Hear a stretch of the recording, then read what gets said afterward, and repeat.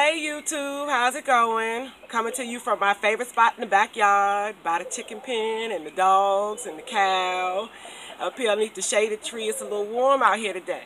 So, first off, let me say, don't be alarmed when you see another gardening video drop a day or two after this one and I'm wearing the same outfit. It's because I'm recording both videos on the same day, okay? I do clean and change my clothes, so don't be alarmed about that.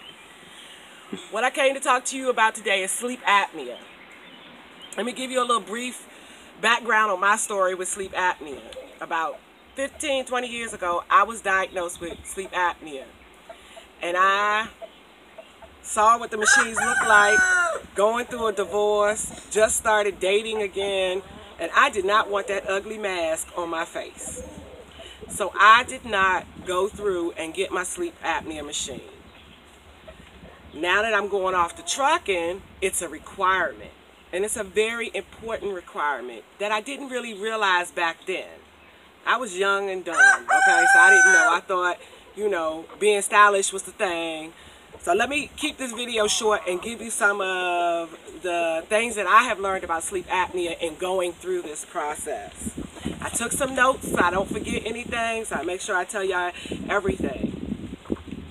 Some of the health issues that sleep apnea untreated can cause are high blood pressure, stroke, heart failure, irregular heartbeats, heart attacks, diabetes. You know we already black and predisposed to that. So diabetes, depression, worsening of ADHD, headaches, academic underachievement. That could be for children or college students.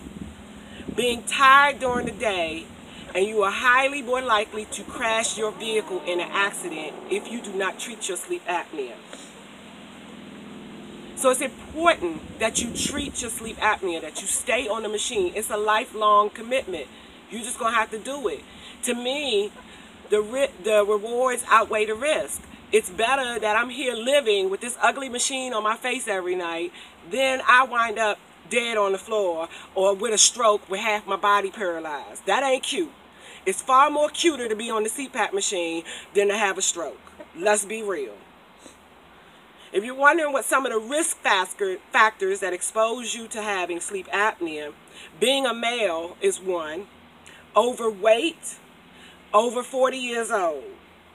Having a large neck, for male that would mean 17 inches in diameter, and for females that would mean 16 inches. Having large tonsils, having a large tongue or small jawbone, having a family history of sleep apnea, and my mom has it, so thank you, Ma. Nasal obstruction due to a deviated septum. A deviated septum is caused by, like, say somebody punch you in the nose or break your nose and your nose go crooked, or not all of your nose tissue here and your septum is all there. Yes, that can give you a risk factor for developing sleep apnea. Allergies or sinus problems, and I have allergies and sinus problems. I am overweight. I am over 40 years old. My neck is small, and I do have large tonsils. So I definitely hit quite a few of those risk factors. So you want to look back and evaluate to see whether you hit some of those risk factors. There are two different types of sleep apnea. There's obstructive sleep apnea and central sleep apnea. Obstructive sleep apnea, OSA, is caused by the back of your throat collapsing in on your air pipes and cutting off the wind. Central sleep apnea is where your brain fails to tell your body to breathe, and your respiratory center in your brain does not make you breathe, so you stop breathing. Both are very serious and should be treated with CPAP therapy. Some of the symptoms you may ask, what are some of the symptoms that I might have if I have sleep apnea?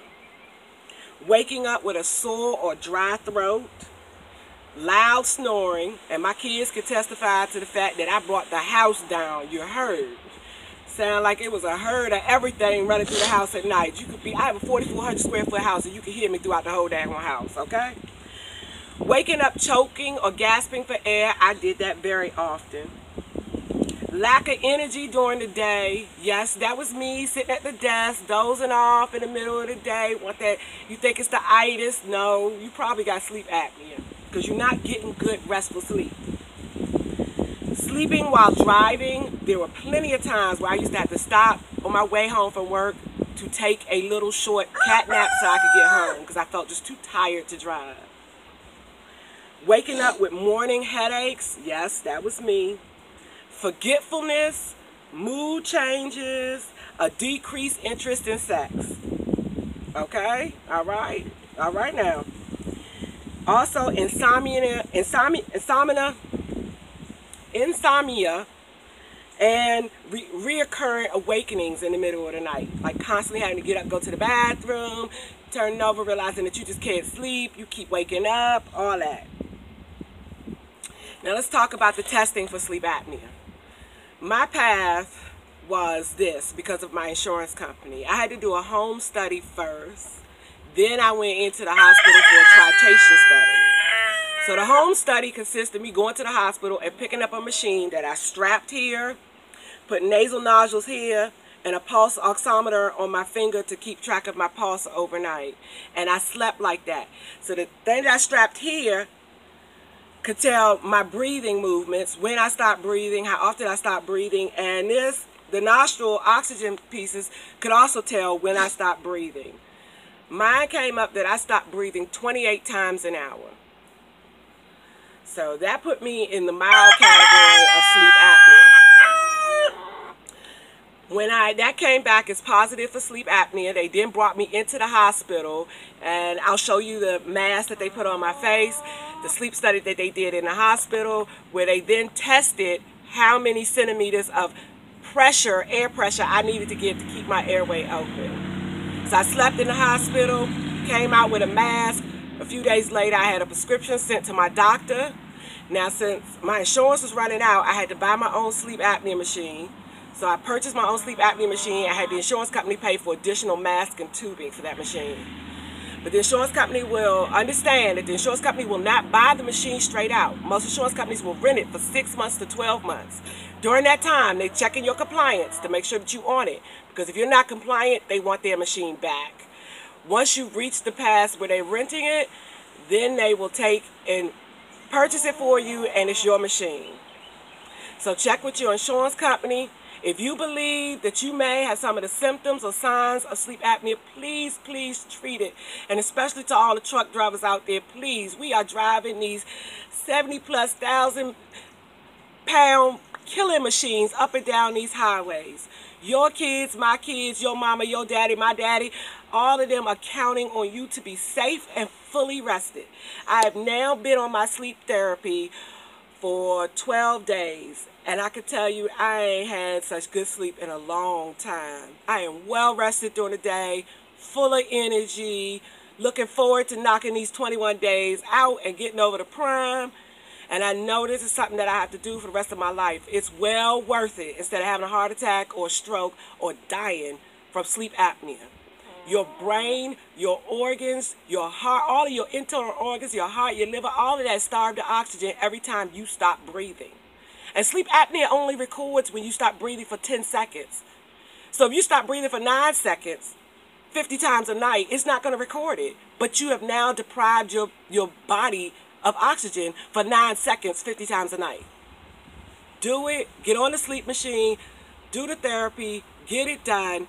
It is nothing to be afraid of. It's nothing to be ashamed of. It will save your life. Please, please, please, do what you got to do. Thank you, YouTube, and I'm coming back at you with a gardening video later. Peace.